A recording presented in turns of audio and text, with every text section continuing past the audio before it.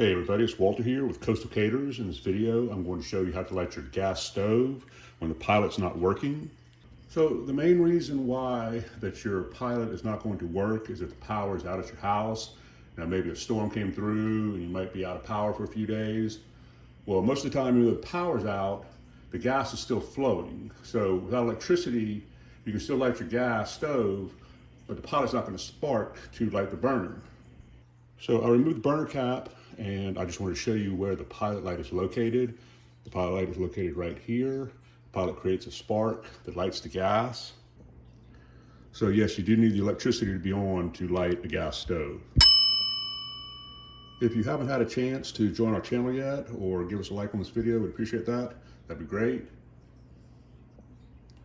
So just one more time, I'm going to show you how to go ahead and light it when the pilot is working. And you just hear the pilot, that's the pilot. That's the spark that's making that tapping sound. And then you saw that the gas was lit. So now I'm going to show you how to light the gas when the pilot is not working properly. So I'm going to turn it back off.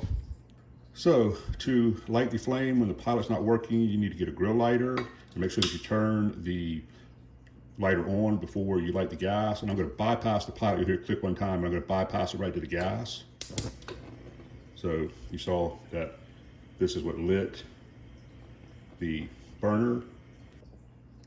So this is how you're going to light your gas stove when the power's out and the pilot's not working. And of course you want to be able to do that in case you're going to be out of power for a few days. You still want to be able to cook and everything.